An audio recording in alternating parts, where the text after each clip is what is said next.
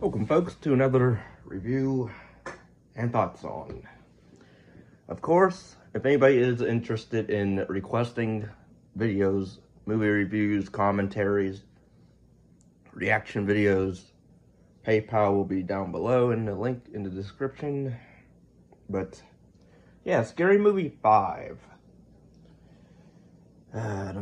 One of the most hated spoof or parody movies there is. Where do I stand on the fifth one? Now, I haven't reviewed any of the Scary Movie movies. Though I love the third one. The third one is gold. I do probably have a soft spot for the first one, but I would have to watch it again. Well, I want to do a review on the whole franchise, because the sixth one's coming out next year, supposedly. And the Wayans brothers will be involved this time, because they just seem to not be able to get the movies right without them.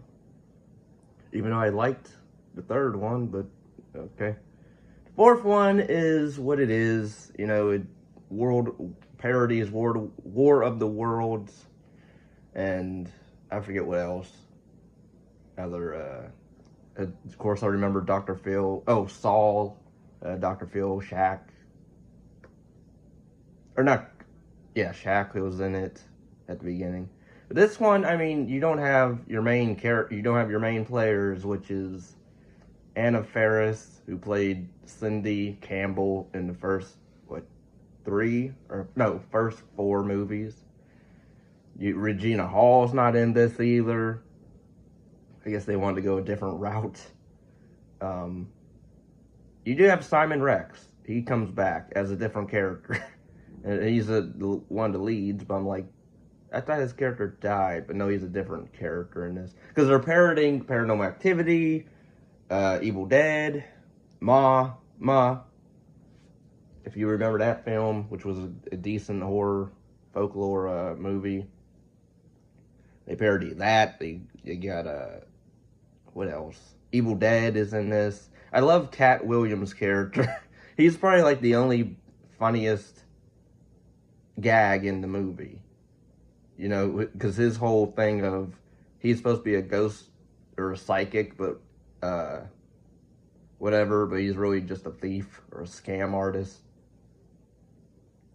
But which is a gag I believe they did in a haunted house, but you know, with Cedric the Entertainer. But they do Cabin in the Woods, which is, I'm not a fan of that film. They do Insidious, which is fine, which I believe that's the scene with Cat Williams and The Help with the Mexican maid gives a crap pie or a cake to Simon Rex's character, Dan. Oh, we have Black Swan. I would say Paranormal Activity, Black Swan, and probably Ma is probably the main parodies they're trying to do, or keep up with anyway. Because the other ones are like just one-offs. But I mean, it's basically the movies of. It's basically the story of those movies, just told sillily. And not in a good way, because, I mean, Ashley Tisdale, you know, she's from Disney. Actually, I was into her back in the day when, you know, Sharpay, and I don't know, I was just into her at the time when this came out. I don't know what else. She hasn't done anything worth, you know, not to be putting her down, but like she hasn't done anything worth since those High School Musical movies that I can think of.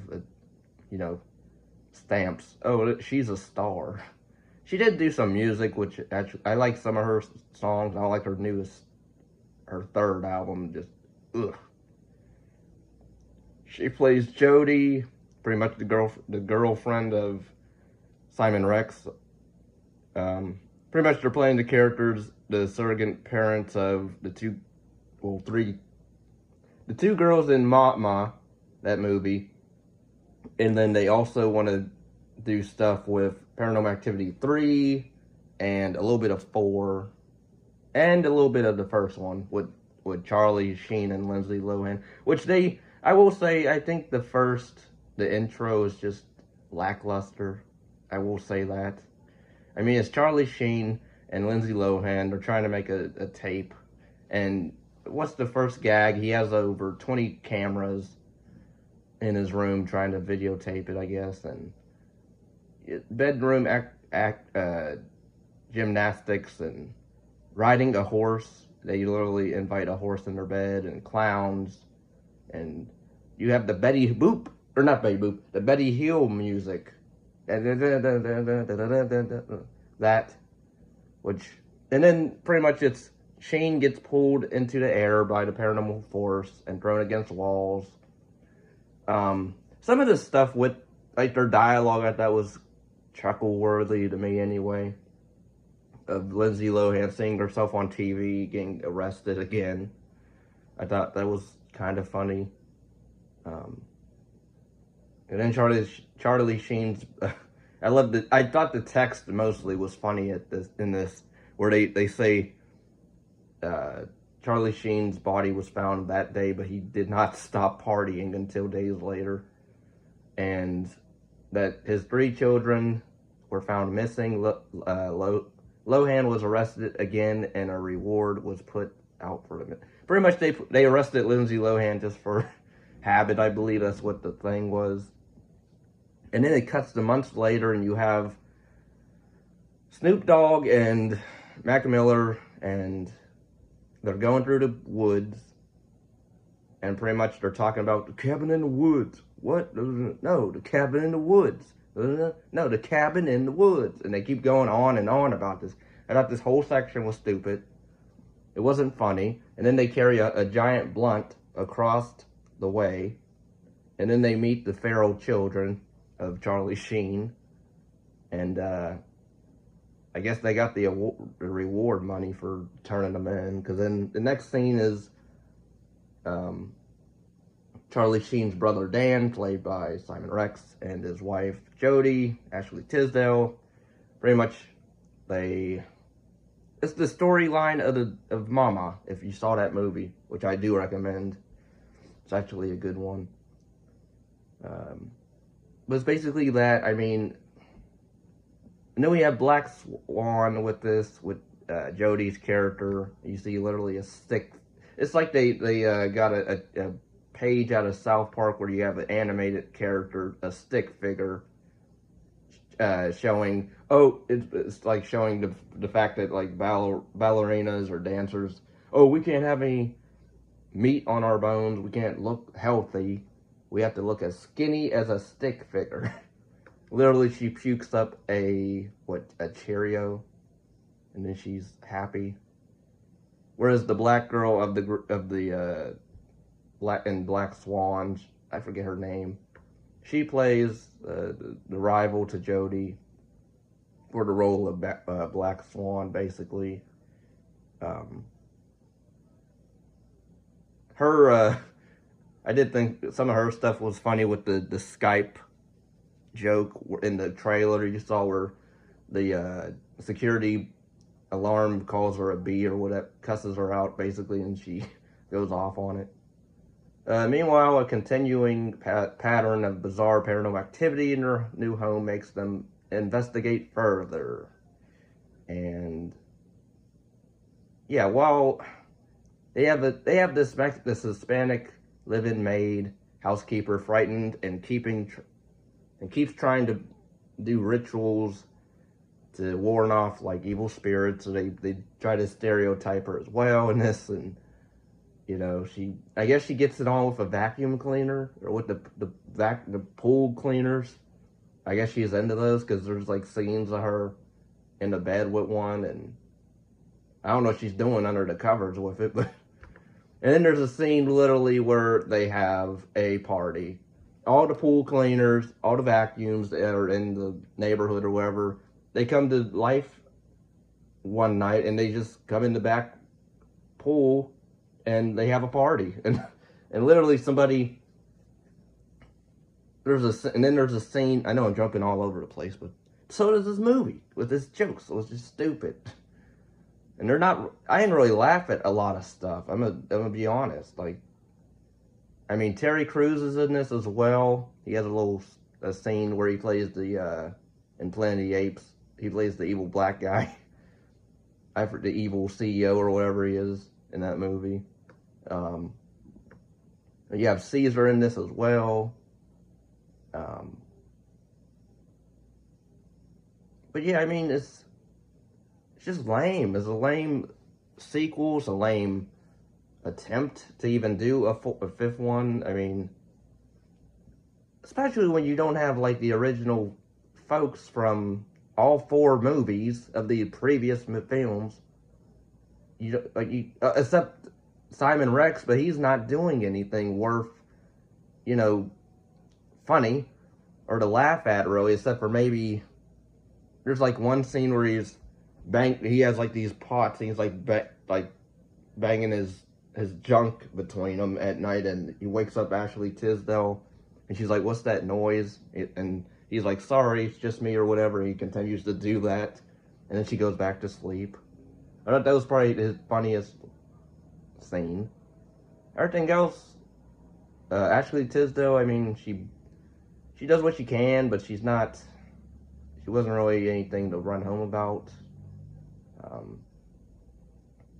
The black chick, Kendra, she was okay for what she had to do. She didn't really do a whole lot either.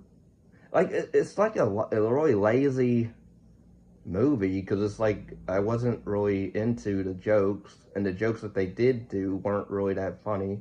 I mean, some of the stuff with even the scene with Terry Crews and Simon when he's like explaining about the apes, how they're like humans, but he says even like you, like Terry Crews, as in like they're like black people. So then he looks at him a funny way and like offended and like, oh no, I mean and white people, but with smarter or but or whatever he said, or hairier, and I don't know, like some of the stuff like that was funny to me.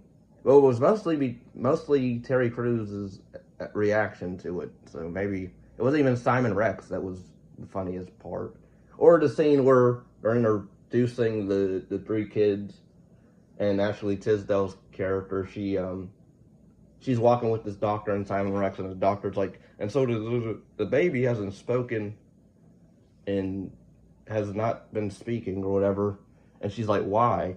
And he's like, because it's a baby. So, I don't know, like the way the guy explained it and said it, just delivered that line, it's a baby. I thought that was funny. Probably the only funny, that was one very funny line to me anyway. I wouldn't say scene, I would just say line.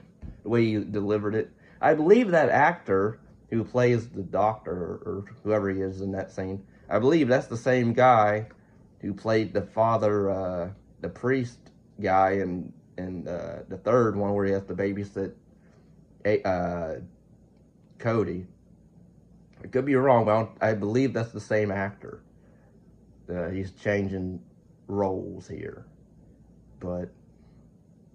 And the look of Mama in this is just very laughable. I get it's a spoof, so like we can't really put so much when we get hit with copyright stuff, and but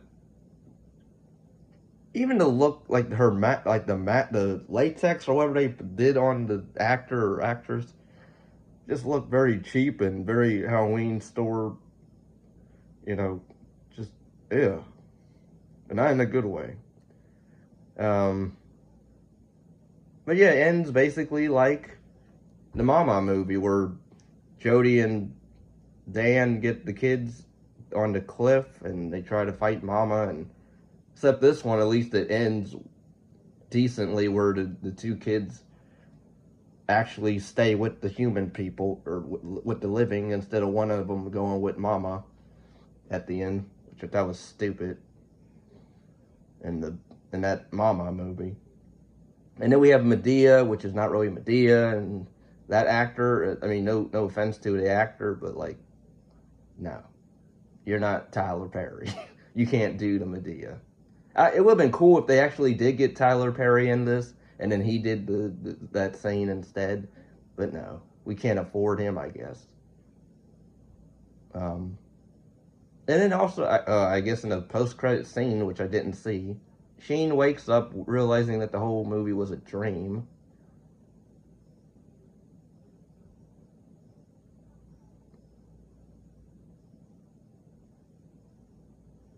But then I guess Lindsay Lohan runs him over at the end in a car. Whatever. I don't think I've seen the unrated version. Or it seemed like I think I did, or maybe I didn't. I don't think so. Cause I don't. Even if I probably did, the jokes would probably still not be good. So, but yeah, overall, like the acting is just there to whatever. Some of the jokes, again, very small bites of jokes. I would say very small amount of jokes I actually laughed at. Jerry O'Connell's in this as well in the Inception segment, which I thought his scene with the boxer guy, I forget his name, but he was in this too. What was it, Sugar Ray? No. What is it? Oh, Bow Wow's in this too. Oh, Mike Tyson. Yeah, he's in this again. Because I think he was in the fourth one, too, in the flashback scene. So I guess they got him back to do this. But yeah, the movie is just kind of there. Just pretty much pointless because, if anything, you don't really need to watch this ever. Unless, I guess, if you're a fan of Ashley Tisdale, or I guess if you want to collect all the movies, then sure, but I would say just watch the first three. Even the fourth one, I don't remember hating it, but, you know, looking back, like, some of the jokes I did laugh at that one as well, but I would say skip the fourth and fifth one. Just stick with the first three. Because, yeah, at least they were trying with the third one. This fifth one was just, pretty boring if you ask me. But yeah, I don't recommend it at all. Again, unless you're a completionist and you want the whole franchise, you want to collect all of them, go for it. But yeah, you can ignore this really. Nothing new given to the humor in this as well. They don't do any good jokes really with the parodies or spoofs that they do of the scary movies that they want to parody. It was directed by Malcolm D. Lee, which I don't know what else he's done. Oh, he did The Best Man holiday. He did The Best Man films. He's a good director, dramatic and drama wise, but like I don't know, parody. I don't think was his strongest suit. I mean, I even like Welcome Home Roscoe Jenkins with Martin Lawrence, but that's just me. But yeah, I can't say, you know, anything amazing about it. So thanks for listening, and let me know down below what your favorite scary movie installment is, 1 through 5.